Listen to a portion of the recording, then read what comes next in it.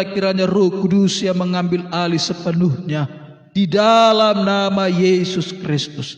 Tidak ada satupun kami yang dilalukan, semua kami diberkati oleh berkat Tuhan. Di dalam nama Yesus segala bentuk pekerjaan iblis, roh jahat yang membuat kami tidak mengerti akan firman Tuhan, kami patahkan dalam nama Tuhan Yesus. Sakit penyakit kelemahan tubuh kami patahkan dalam nama Yesus, demi nama Tuhan Yesus. Haleluya. Terima kasih Bapa, kami bersyukur kepadamu. Di dalam nama Tuhan Yesus Kristus kami berdoa, kami siapkan hati kami untuk firman Tuhan. Haleluya, haleluya, haleluya. Amin. Amin. Silakan duduk Bapak Ibu Saudara yang dikasihi Tuhan. Haleluya. Haleluya. Salam kemenangan iman. Salam kemenangan iman. Baik, puji Tuhan. Bapak Ibu Saudaraku yang dikasihi oleh Tuhan Yesus Kristus, hari ini saudaraku kita memperingati hari kenaikan Tuhan kita, Juru Selamat kita, Tuhan Yesus Kristus naik ke sorga, saudaraku. Naik ke sorga dengan satu tujuan, agar supaya kita dipenuhkan dengan segala sesuatu, dipenuhkan dengan kebaikan-kebaikan Tuhan. Bahkan ada lagi, saudaraku, firman Tuhan mengatakan dia naik ke sorga untuk menyediakan tempat bagi kita, tempat bagi saudara, tempat bagi saya juga, saudaraku. Pada hari ini, saudaraku, firman Tuhan mengenai Yesus naik ke sorga untuk memenuhkan segala sesuatu. Mari kita buka Alkitab kita di dalam buku Efesus 4, dari ayatnya yang ke-10, saudaraku.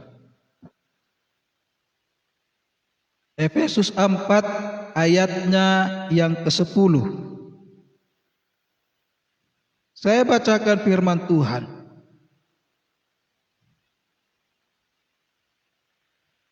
Kita baca sama-sama. Efesus 4 ayat yang ke-10. Mari kita baca sama-sama. 1, 2, 3 ya. Ia yang telah turun, ia juga yang telah naik jauh lebih tinggi daripada semua langit untuk memenuhkan segala sesuatu. Amin. Saudara yang dikasihi oleh Tuhan Yesus Kristus, kita telah memperingati, saudaraku, hari kematian Yesus, saudara, di atas kayu salib, dan dia mati, turun ke dunia orang mati, saudara. Karena Alkitab mengatakan, saudaraku, dia dikuburkan, tetapi pada hari yang ketiga dia bangkit, saudara. Bangkit untuk menyatakan kuasanya.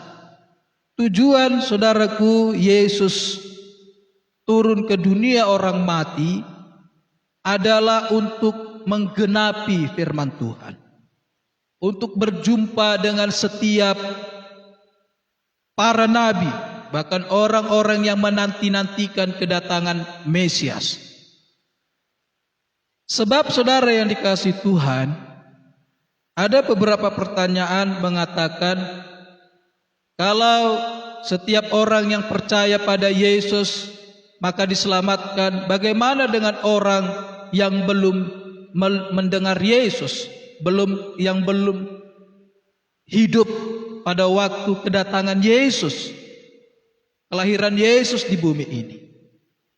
Saudaraku, sesungguhnya setiap orang yang tertulis di dalam Alkitab, yaitu para nabi, saudaraku, dan juga orang-orang yang percaya sebelum kedatangan Yesus, mereka diselamatkan. Oleh karena, saudaraku, kita para nabi menuliskan tentang kedatangan Mesias, tentang kedatangan Yesus itu. Sehingga saudaraku, Yesus, saudaraku, menyatakan dirinya kepada mereka. Pada saat Yesus mati di atas kayu salib dan kubur, turun ke dunia orang mati. Itulah satu tujuan Yesus, saudaraku, untuk turun ke dunia orang mati. Setelah Yesus, saudaraku, bangkit, dia bangkit dari kematian, saudaraku. Dan dia, saudaraku, bangkit untuk semua orang-orang percaya kepadanya. Dan dia bangkit, saudaraku, untuk setiap pengikut-pengikutnya, setiap murid-muridnya, saudaraku. Itu sebabnya banyak sekali orang yang tahu, yang mengikuti Yesus pada saat, saudaraku, Yesus hidup dan mengalami mujizat, makan, saudaraku, dari 5 roti dan 2 ikan, dan mengalami mujizat-mujizat yang lain. Mereka, saudara yang dikasihi Tuhan, pada saat kebangkitan Yesus, mereka tidak mengalami perjumpaan dengan Yesus, hanya murid-murid saja, saudaraku. Disebabkan memang kebangkitan itu untuk murid-muridnya, untuk kita orang-orang yang percaya, yang menjadi murid-murid Yesus, saudaraku. Kematiannya untuk semua orang, kematiannya untuk seluruh dunia, saudaraku.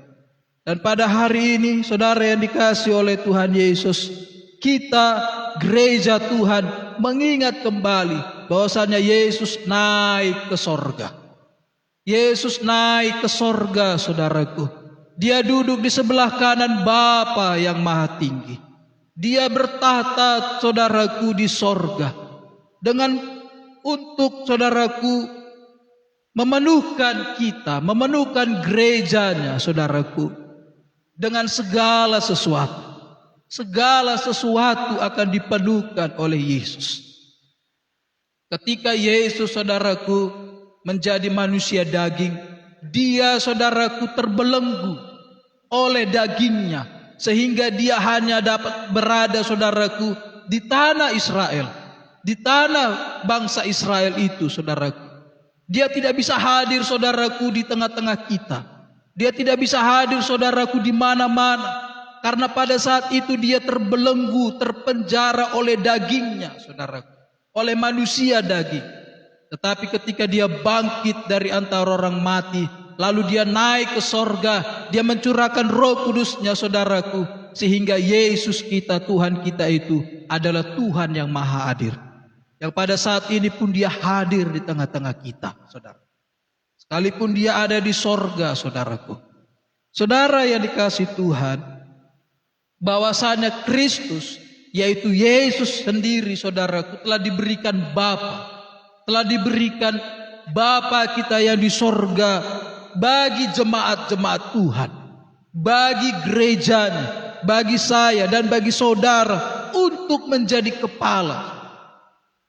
Firman Tuhan mengatakan di dalam Efesus 1, saya bacakan, saudara yang dikasihi Tuhan, di dalam ayatnya yang ke-22 sampai ke-23.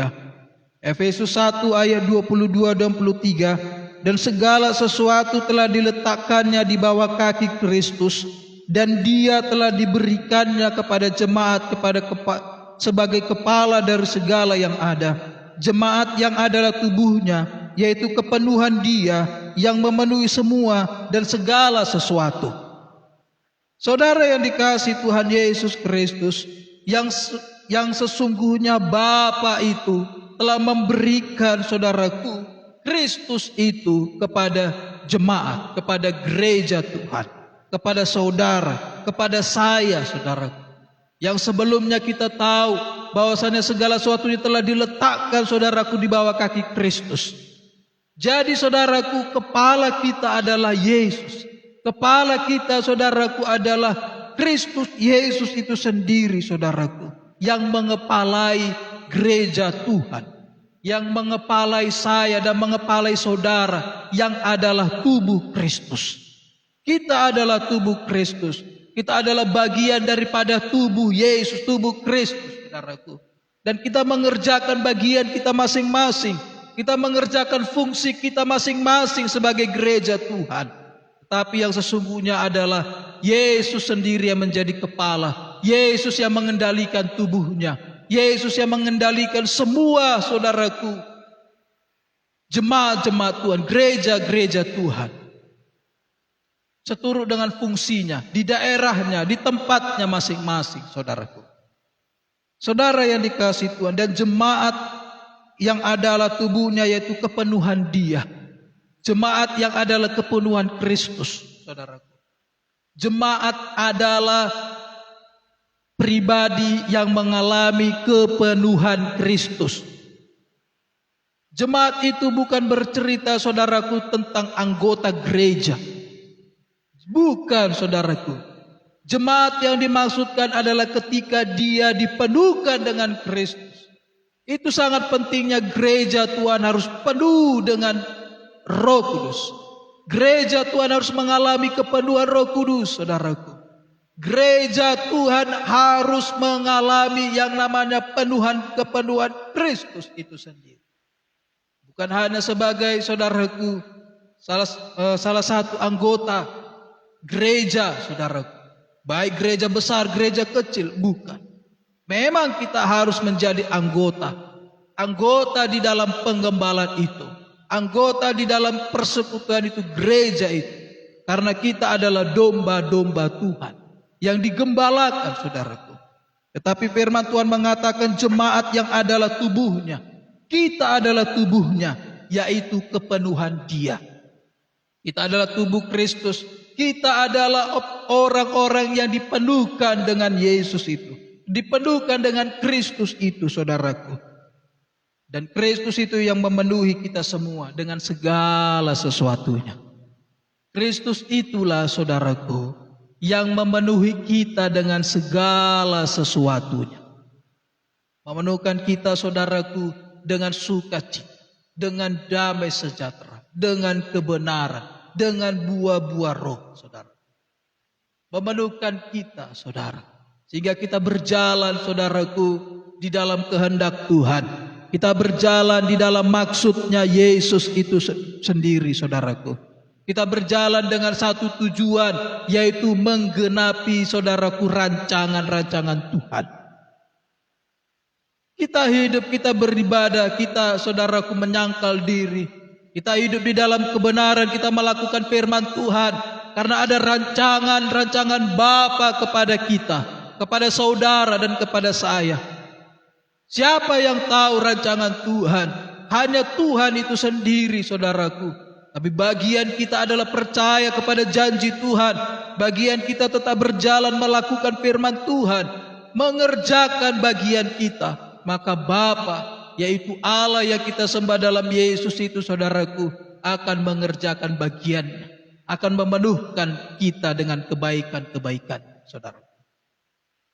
Saudaraku yang dikasihi oleh Tuhan Yesus Kristus, itu saudaraku, sebabnya bahwasanya ketika kita di dalam Kristus, ketika kita mengalami kehidupan yang baru di dalam Yesus, ketika kita, saudaraku, melakukan kebenaran firman Tuhan, ada sukacita, saudaraku, yang dari dalam kita. Ada sukacita dari roh kita yang menyala-nyala, saudaraku. Sama seperti, saudaraku, murid-murid ketika, saudaraku, bertemu dengan Yesus di perjalanan Emmaus, saudara. Mereka menghati mereka, saudaraku, pada saat mendengar Yesus bercerita, saudaraku, bahwasanya hati mereka berkobar-kobar, saudara. Demikianlah, saudara yang dikasihi Tuhan, ketika kita, saudaraku, hidup di dalam kebenaran, ada sukacita kita, saudaraku, sukacita yang dari dalam, yang membuat kita bernyala-nyala, yang membuat kita, saudaraku, berkobar-kobar di dalam Tuhan. Kita berkobar-kobar, bernyala-nyala, saudaraku, karena sukacita itu, sukacita yang daripada Tuhan, saudara. Sangat pentingnya, saudara, kita penuh dengan sukacita yang daripada Tuhan. Di dalam buku Yohanes dituliskan, saudaraku,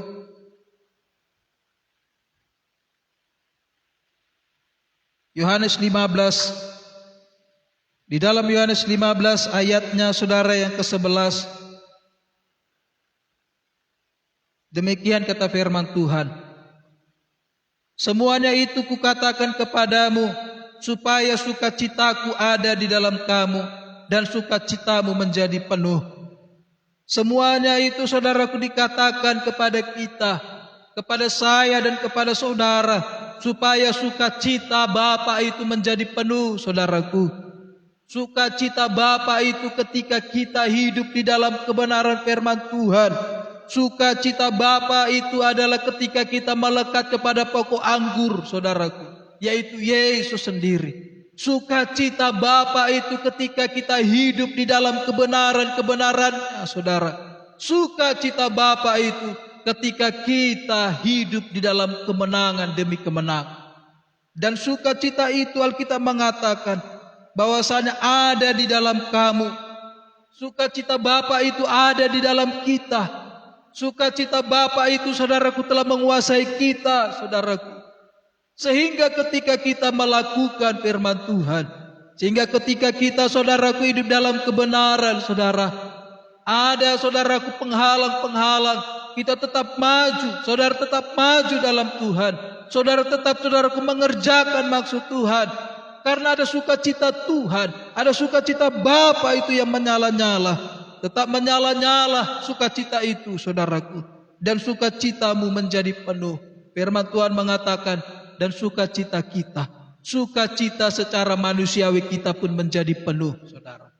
Ketika sukacita Tuhan, sukacita Bapa itu, saudaraku, memenuhkan roh kita, maka sukacita manusiawi kita, sukacita kita pun penuh, saudara. Ada beberapa orang, saudaraku, yang mengatakan bahwasanya dia melihat seorang anak Tuhan, padahal hidupnya hanya biasa-biasa, hanya, saudaraku, ya dikatakan lebih baiklah daripada orang yang bercerita ini kepada saya. Dan dia mengatakan, saudaraku, tetapi mereka penuh dengan sukacita. Mereka selalu bersukacita. Saudaraku yang dikasihi oleh Tuhan Yesus Kristus, bahwasanya, saudara, yang dialami oleh seorang anak Tuhan ini dan dilihat oleh jiwa ini, mereka hidup di dalam sukacita Tuhan. Dan demikianlah kita, demikianlah saudara. Saudara hidup di dalam sukacita Tuhan. Kalau sukacita Tuhan itu memenuhi kita, saudaraku, marilah kita juga bersukacita. Haleluya. Ketika sukacita Tuhan itu memenuhkan kita, saudaraku. Dan sesungguhnya sukacita Tuhan itu ada di dalam saudara dan saya. Sukacita Tuhan itu memenuhkan roh saudara. Dan biarlah kita bersukacita. Jangan halangi sukacita Tuhan itu menguasai hatimu. Jangan halangi, saudaraku, sukacita Tuhan itu dengan persoalanmu, dengan tekananmu, saudaraku, dengan kesedihan-kesedihanmu, dengan tuduhan-tuduhan yang daripada musuh kita si iblis itu. Dari segala macam, saudaraku, sudut dia akan menyerang, dia akan menghalangi, dia akan mencuri sukacita kita. Sukacita Tuhan yang ada dalam kita, yang saya maksudkan, saudaraku. Tapi biarlah sukacita itu semakin memenuhi kita. Sukacita Bapa itu ketika kita melekat kepada pokok anggur, ketika kita mendengar firman Tuhan, merenungkan dan melakukan firman Tuhan. Dan biarlah sukacita itu menyala-nyala. Teruslah menyala-nyala, saudaraku, sehingga kita sampai kepada rencana Tuhan. Ada sukacita, ada sukacita. Karena adalah roh Allah yang besar, saudaraku, ada dalam diri kita.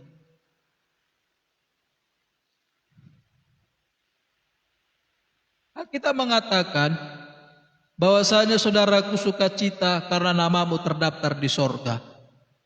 Kenapa hanya mendengar nama kita terdaftar di sorga? Karena Bapa bersukacita, saudaraku, ada nama kita terdaftar di buku kitab kehidupannya. Dia bersukacita, saudaraku, karena ada nama kita terdaftar di sorga.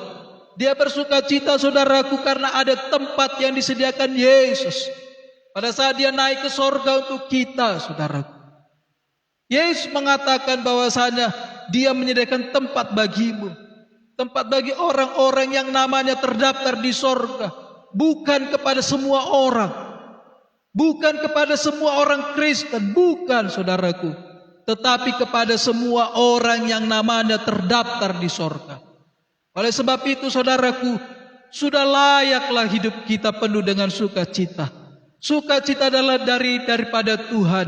Yang mula-mula, saudaraku, kita bersukacita karena nama kita terdaftar di sorga, saudaraku. Karena Yesus menyediakan tempat yang begitu indah. Lalu ada sukacita-sukacita yang lain, saudara, yang hadir, yang memenuhi kehidupan saudara dan saya. Sukacita demi sukacita dibukakan Tuhan. Apakah kita dilarang bersukacita kalau kita diberkati? Apakah kita dilarang ketika saudaraku kita bersukacita ketika kita naik jabatan, ketika saudaraku kita mendapatkan saudaraku hal-hal yang baik saudaraku? Tentu saudara yang dikasihi Tuhan, itu bukan suatu halangan menghalangi kita bersukacita. Justru saudara yang dikasihi Tuhan, itulah yang membuat kita bahwasanya Tuhan memenuhi sukacita kita. Bukan hanya sukacita dalam roh kita, tetapi Dia memenuhi juga sukacita di dalam jiwa kita. Dia memenuhkan sukacita dari daging kita, dari tubuh kita, saudara. Sehingga tubuh kita penuh dengan sukacita. Tanda saudaraku tubuh kita bersukacita adalah tersenyum. Tanda dari tubuh kita bersukacita adalah wajah kita penuh dengan kemuliaan Tuhan. Bukan yang dibuat-buat. Tanda saudaraku sukacita kita itu memenuhkan jiwa kita. Kita selalu saudaraku bersemangat, bernyala-nyala dalam Tuhan. Saudaraku yang dikasihi oleh Tuhan Yesus Kristus. Dan kepenuhan dengan sukacita itu saudaraku melimpah-limpah. Kalau Yesus tidak naik ke sorga dan Dia tidak saudaraku menyediakan tempat bagi kita, apa dasar kita bersukacita? Karena Yesus kalau Dia tidak naik ke sorga, Dia dipenjarakan oleh tubuh, oleh daging. Dia tidak maha hadir saudaraku. Ketika Yesus lahir ke bumi ini, Dia tidak maha hadir. Dia hanya berada saudaraku di Israel. Maka itu sebabnya Alkitab menuliskan bahwasanya banyak orang berbondong-bondong mencari Dia, katanya. Di mana Dia? Di mana Yesus? Karena Yesus saudara pada saat itu adalah manusia daging, manusia tubuh saudaraku. Dia tidak maha hadir. Tapi ketika saudaraku Dia naik ke sorga. Dia naik ke sorga saudaraku. Itulah membuat sukacita kita penuh. Biarlah sukacita kita penuh saudaraku. Lalu saudara yang dikasihi Tuhan, ketika Yesus naik ke sorga, Dia juga memenuhkan kita dengan buah-buah kebenaran. Buah-buah kebenaran saudaraku. Bahwasanya hidup kita pun dibenarkan oleh Tuhan. Bahwasanya saudaraku setiap apa yang kita kerjakan pun dibenarkan oleh Tuhan. Ibadah kita dibenarkan, pengampunan dosa kita dibenarkan oleh Tuhan, pengakuan iman kita dibenarkan, dan banyak lagi buah-buah kebenaran saudaraku. Dan kita dipenuhkan dengan buah-buah kebenaran itu. Alkitab menuliskan saudara yang dikasihi Tuhan,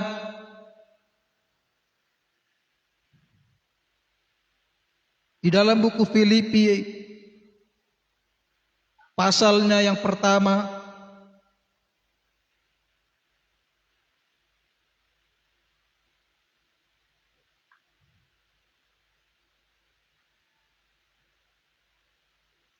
saya bacakan ayatnya yang ke-11. Demikian kata firman Tuhan, penuh dengan buah kebenaran yang dikerjakan oleh Yesus Kristus untuk memuliakan dan memuji Allah. Penuh dengan buah kebenaran. Buah kebenaran itu yang bertujuan. Karena buah kebenaran itu dipenuhkan kepada saudara dan saya untuk memiliki tujuan saudaraku. Ada tujuan bahwasanya Yesus memenuhkan kita dengan buah kebenaran. Tujuannya adalah untuk memuliakan Allah. Tujuannya saudaraku untuk memuliakan Bapa. Bahwasanya kita adalah gambarannya, segambar dengan Dia. Memuliakan Allah, Bapa kita yang mulia di dalam Yesus itu saudaraku. Bahwasanya kita adalah ciptaannya saudaraku yang sungguh sangat baik. Dan juga saudaraku memuji Allah. Memuji Allah. Kita adalah kemuliaan dan puji-pujian Allah. Saudara yang dikasihi Tuhan, memuji Allah dan memuliakan dan memuji Allah itu, saudaraku. Satu, saudaraku, artikel saya baca bahwasanya kita adalah kemuliaan dan puji-pujian Allah. Dan itu sebabnya kita mengatakan haleluya. Haleluya adalah, saudara, kemuliaan dan puji-pujian bagi Allah. Dan haleluya itu, saudaraku, tentang kita, tentang saudara dan saya, tentang, saudaraku, orang-orang yang penuh dengan kebenaran, yang hidupnya ada buah-buah kebenaran. Yesus naik ke sorga untuk memenuhkan kita dengan buah-buah kebenaran itu. Sehingga, saudara yang dikasihi Tuhan, kita mengatakan haleluya. Haleluya bukan satu perkataan yang untuk saudaraku membuli. Karena dahulu, saudaraku, jauh sebelum saya lahir baru, masih saya, saudaraku, berada di pasaran sana, banyak orang mengatakan par haleluya katanya. Tetapi sesungguhnya haleluya itu adalah kemuliaan dan puji-pujian bagi Allah. Tidak ada, bukan waktunya lagi, saudaraku, kita merasa kecil hati mengatakan haleluya. Saudara dan saya itu adalah haleluya. Sehingga kita pun mengatakan haleluya, pujian dan kemuliaan bagi Allah. Kita harus hidup di dalam kebenaran, roh-roh kebenaran itu. Bagaimanakah kita penuh dengan buah kebenaran? Alkitab mengatakan, saudaraku, bahwa Injil adalah buah kebenaran.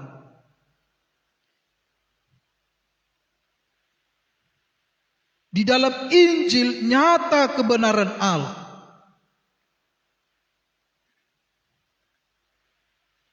Ini dalam Roma 1 ayatnya yang ke-17.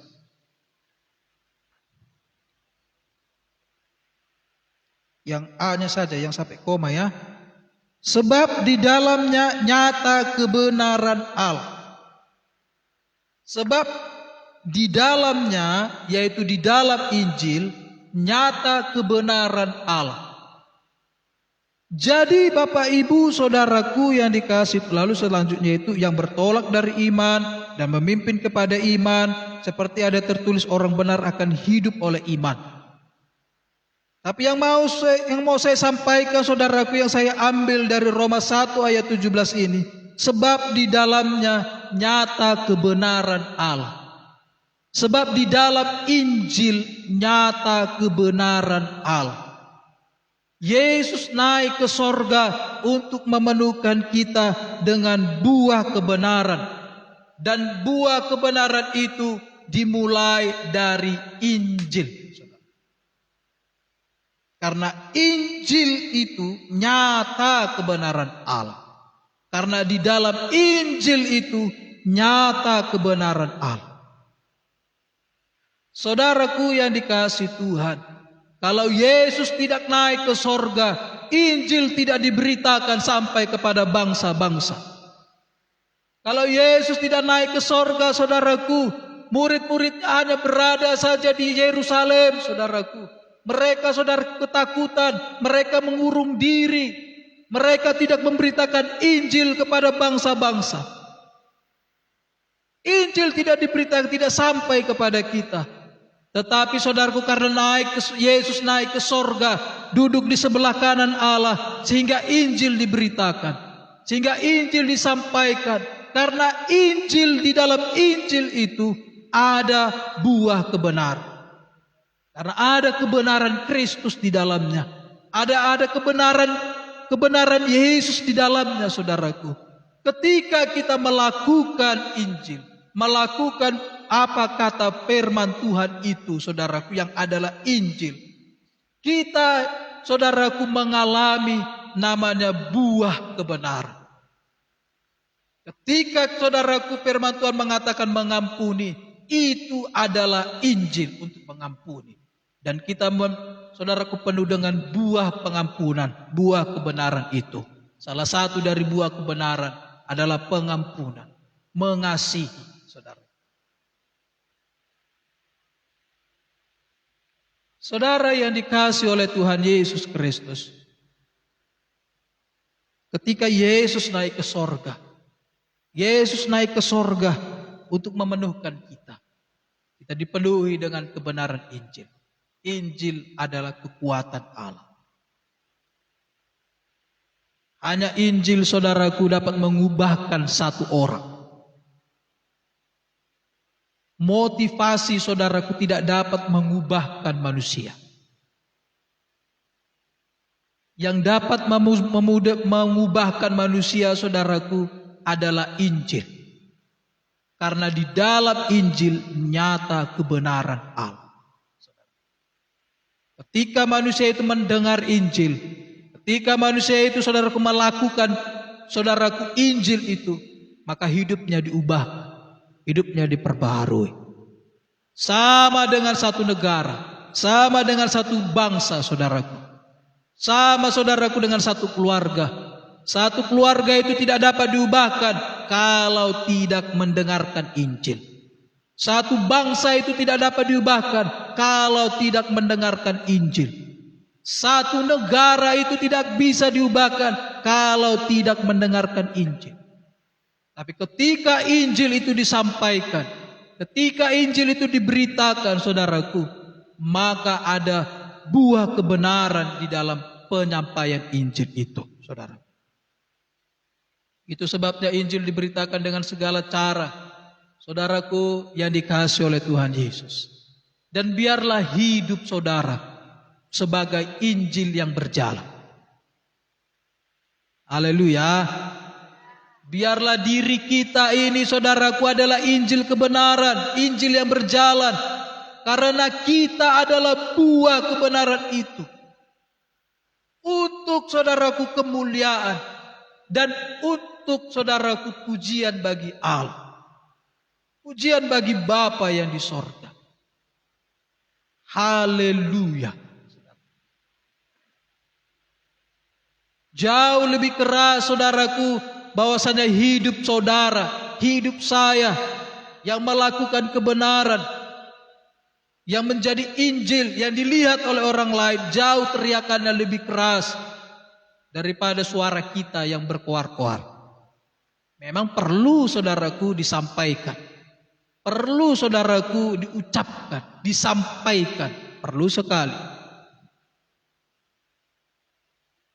Tapi pada akhir zaman banyak sekali roh kemunafikan.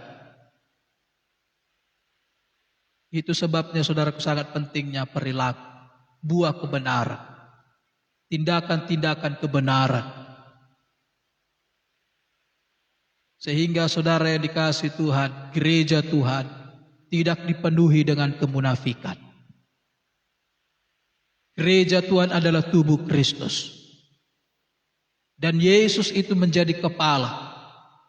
Bapa memberikan Kristus itu kepada gereja, kepada jemaat untuk menjadi kepala. Dan Kristus Yesus tidak mau bahwasanya gerejanya penuh dengan kemunafikan.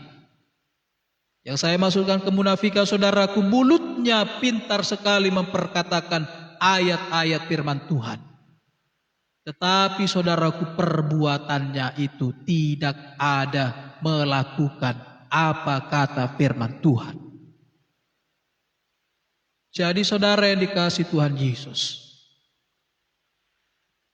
kabar baik pada hari ini adalah bahwasanya kita sebagai anak-anak Tuhan, gereja Tuhan, jemaat-jemaat Tuhan yang adalah tubuh Kristus itu, saudaraku, kita harus penuh. Saudara harus penuh dan semakin penuh, semakin melimpah dengan buah kebenaran. Melakukan firman Tuhan. Karena di dalam Injil, ulangi lagi, berbalik saudara, bahwasanya karena di dalam Injil ada kebenaran. yaitu Injil adalah firman Tuhan. Jika kita melakukan firman Tuhan, kebenaran-kebenaran itu kita kerjakan setiap hari, bukan 2 minggu sekali, bukan juga 2 kali seminggu, saudara.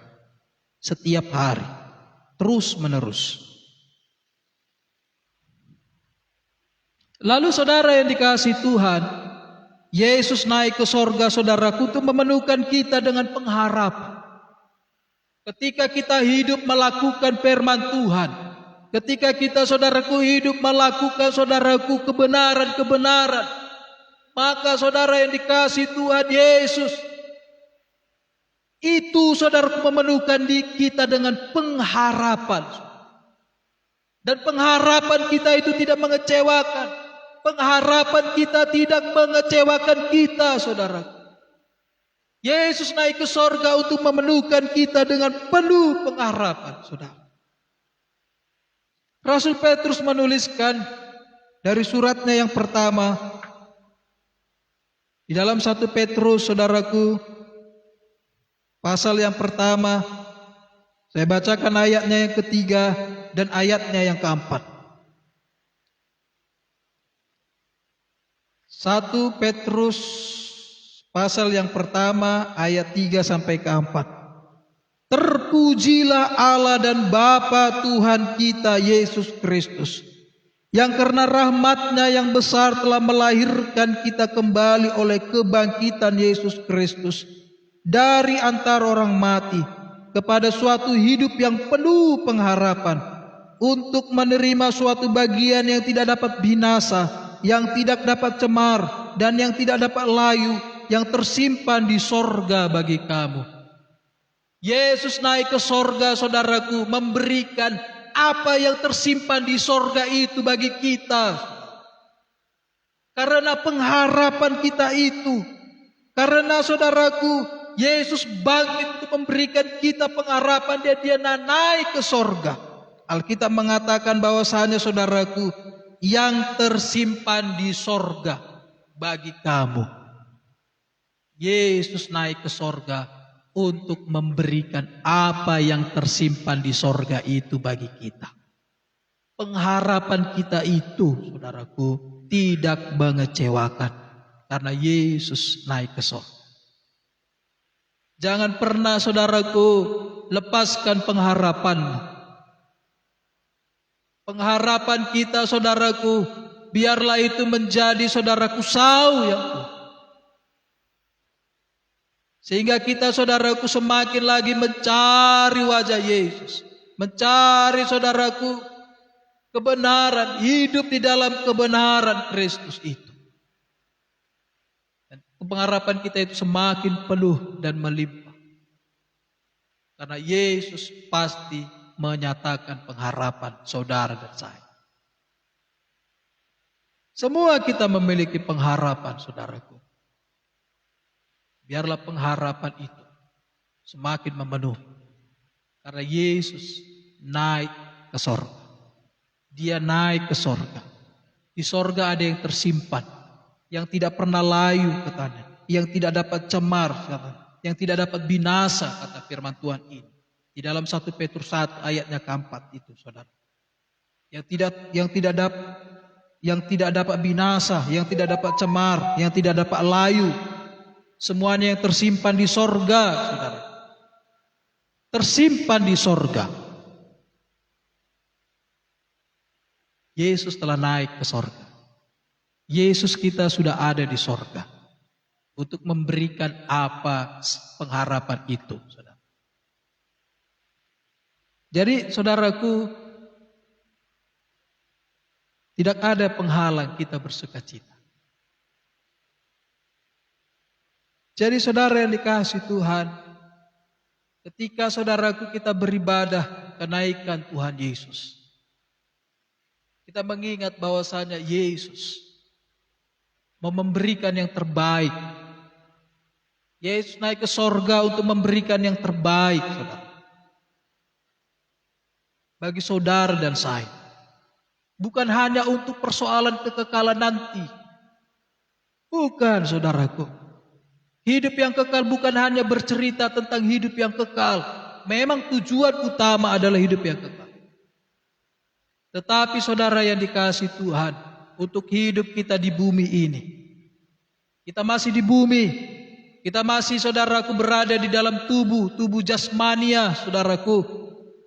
Tentu saudaraku, Yesus yang ada di sorga itu pun akan saudaraku menyatakan, menjadikan pengharapan kita di dalam tubuh jasmani kita ini, saudara. Penuh, saudaraku, dengan Kristus. Dan Yesus tidak akan pernah mempermalukan. Yesus juga menginginkan ketika Yesus naik ke sorga, Dia mencurahkan Roh Kudus.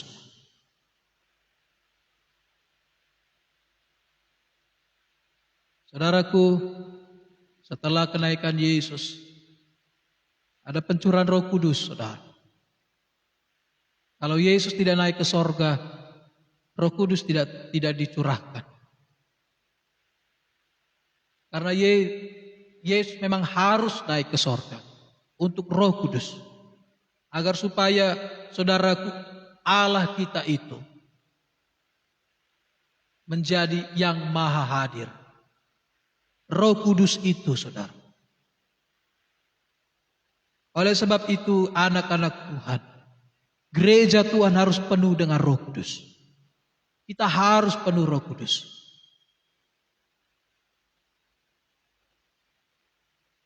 Kembali dalam Efesus tadi, saudara.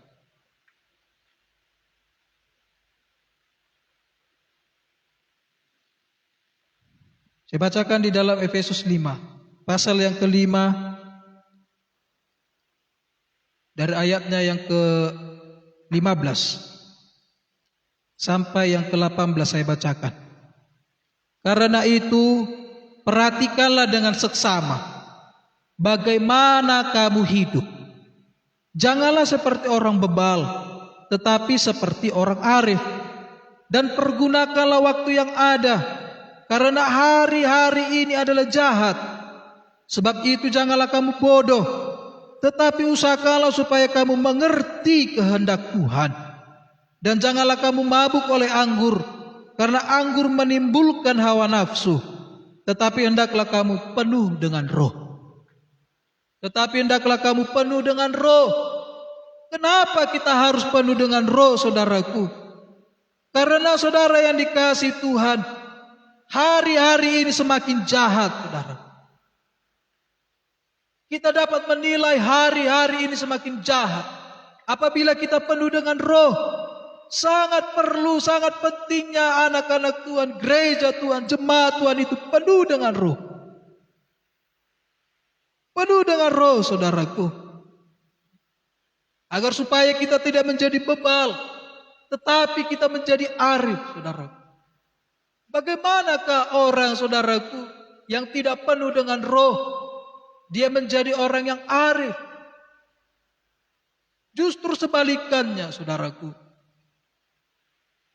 Orang yang mengatakan dirinya Kristen kalau tidak penuh dengan roh, dia menjadi orang yang bebal, yang selalu melawan, selalu menentang, selalu mengkritik, selalu memperdebatkan firman Tuhan, saudaraku.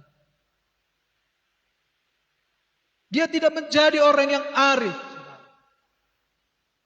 Karena dia hanya memakai, saudaraku, pengetahuan manusiawinya, saudara. Tetapi firman Tuhan mengatakan biarlah kita penuh dengan roh, agar supaya kita menjadi arif dan tidak bebal. Namanya bebal, saudaraku, wah, tidak ada harapan untuk masuk ke dalam kerajaan sorga. Orang bebal itu, saudaraku, tempatnya itu, saudaraku, sudah ada, yaitu di api neraka. Tidak bisa dibilangi, orang bebal itu bebal, tidak bisa dibilangi. Tidak bisa, saudaraku, memahami firman Tuhan. Dia tidak mau merendahkan hati. Dia selalu menentang. Dia selalu mengkritik. Dia selalu melawan apa kata firman Tuhan. Dia selalu, saudaraku, mempergunakan ayat yang lain untuk membela, membenarkan kesalahannya. Itu dikatakan orang bodoh, saudaraku. Bodohlah orang seperti itu. Saudara yang dikasihi oleh Tuhan Yesus, itu semua tidak dapat ada dimiliki oleh setiap anak Tuhan, yaitu kearifan itu, kalau tidak penuh dengan roh. Penuh dengan roh itu bukan sekali dalam seumur hidup, bukan, saudaraku. Karena ada banyak sekali orang dengan berbangga, saudaraku, orang Kristen. Aku sudah pernah mengalami baptisan roh. Sudah 10 tahun yang lalu, seketika aku datang kepada Tuhan dan aku mengalami baptisan roh kudus maksudnya, saudara. Lalu saya penuh dengan roh, lalu saya berbahasa roh. Hanya sekali itu, saudaraku. Sesungguhnya bukan itu yang diinginkan Tuhan. Penuh dengan roh itu adalah setiap hari, bukan sekali seumur hidup. Setiap hari.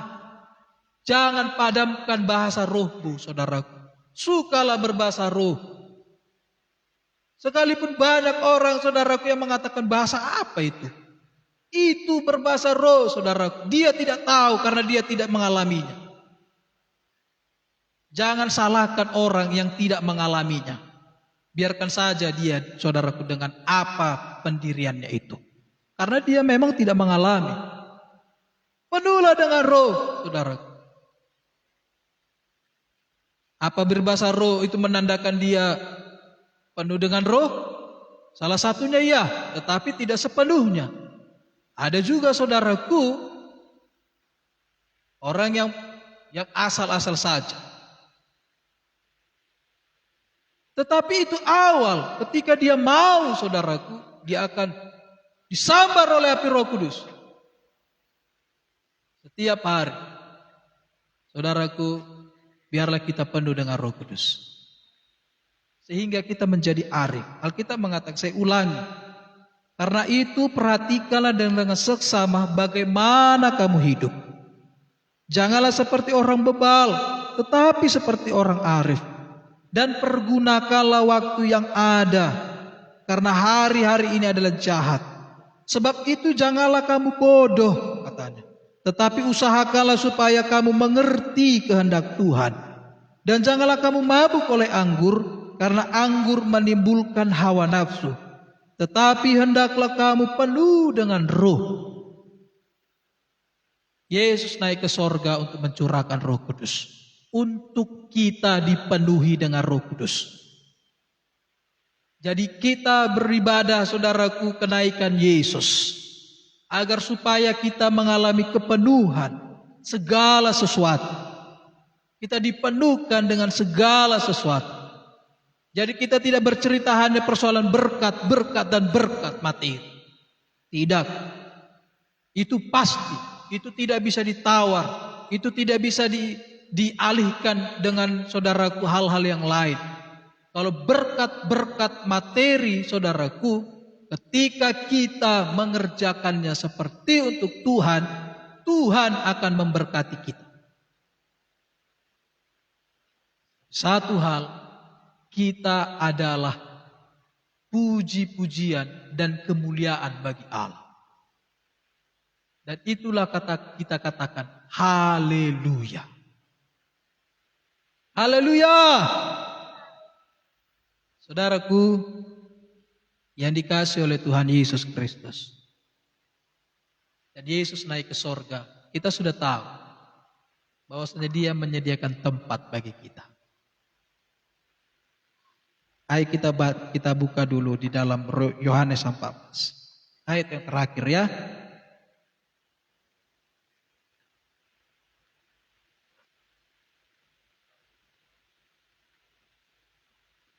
Agar supaya kita memahami, saudaraku, Yesus naik ke sorga itu untuk apa? Dia naik ke sorga untuk memenuhi kita. dan juga di dalam Yohanes 14.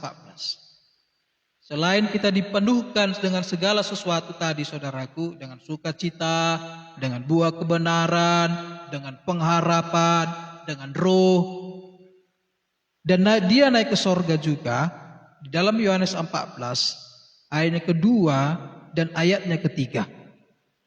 Ayo kita baca sama-sama. 1, 2, 3 ya. Di rumah Bapakku banyak tempat tinggal. Jika tidak demikian tentu aku mengatakan kepadamu, sebab aku pergi ke situ untuk menyediakan tempat bagimu. Dan apabila aku telah pergi ke situ dan telah menyediakan tempat bagimu, aku akan datang kembali dan membawa kamu ke tempatku, supaya di tempat di mana aku berada, kamu pun berada. Saudaraku, dia naik ke sorga adalah untuk menyediakan tempat bagi kita. Dan dia naik ke sorga, saudaraku, pasti juga dia akan datang kembali. Karena tempat kita sudah disediakan. Orang-orang yang namanya terdaftar di sorga itu, saudaraku, tempatnya sudah disediakan, saudara. Tempat saudara, tempat saya sudah disediakan oleh Tuhan. Tahu dari mana? Tahu dari firman Tuhan. Karena firman Tuhan yang mengatakan, saudaraku. Firman Tuhan ya dan amin. Dan firman Tuhan mengatakan bahwasanya dia menyediakan bagi kita, bagi saudara, bagi saya, bagi jemaat-jemaat Tuhan, bagi namanya yang terdaftar di sorga, saudaraku.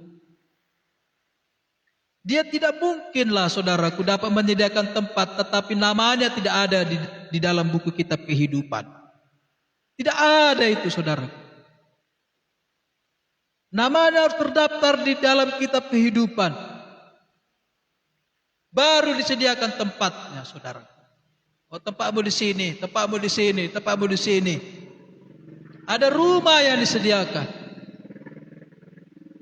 Dan tentu, saudaraku, tempat saudara sudah disediakan. Tempat saya sudah disediakan.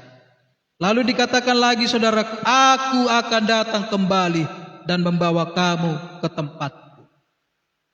Dan aku akan datang kembali. Saudaraku, Yesus naik ke sorga. Dan satu hari nanti dia akan datang kembali. Menjemput gerejanya. Haleluya. Untuk menjemput, saudaraku, jemaatnya, saudaraku, yang dia adalah kepala gereja.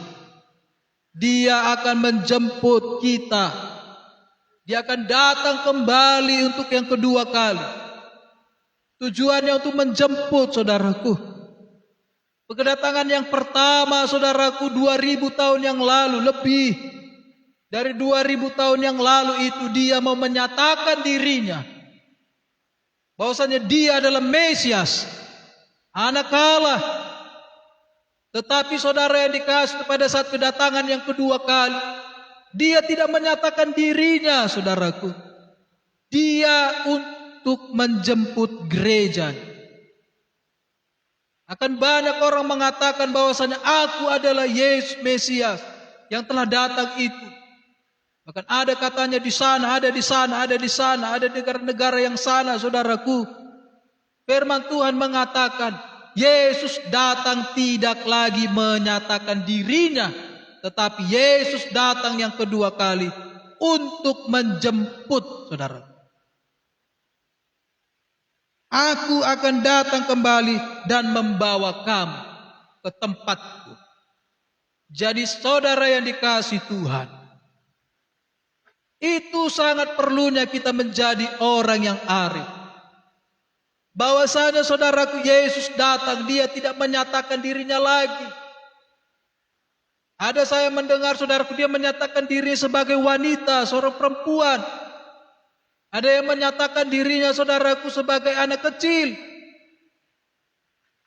Saudaraku yang dikasihi Tuhan, karena firman Tuhan sudah menuliskan kedatangan Yesus, dia tidak menyatakan dirinya lagi, tetapi dia datang untuk menjemput gereja.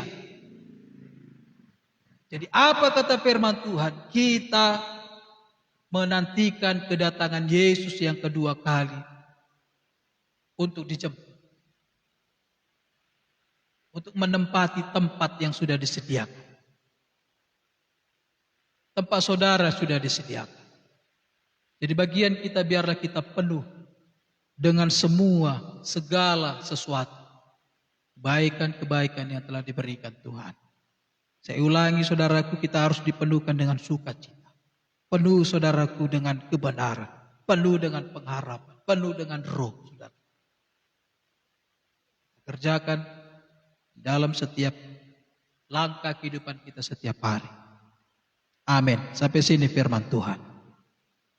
Haleluya, haleluya, haleluya. Baik saudaraku, mari kita berdoa. Bapa yang baik, Bapa di dalam nama Tuhan Yesus Kristus, terima kasih Tuhan. Terima kasih untuk kemurahan dan kebaikan-Mu Tuhan. Bahwasanya Yesus yang telah naik ke sorga telah memenuhkan kami dengan segala sesuatu di dalam hidup kami, di dalam roh, di dalam jiwa, di dalam tubuh kami, dalam nama Yesus. Terima kasih Bapa untuk firman-Mu pada hari ini. Terima kasih Roh Kudus, dan hamba berdoa biarlah teguhkanlah firman-Mu Tuhan. Materaikanlah firman-Mu Roh Kudus di dalam kehidupan kami semua, baik yang ada di tempat ini maupun yang menyaksikan dalam live streaming ini Tuhan. Di dalam nama Yesus, terpujilah nama-Mu. Haleluya. Di dalam nama Yesus kami berdoa. Syukur Tuhan. Amin.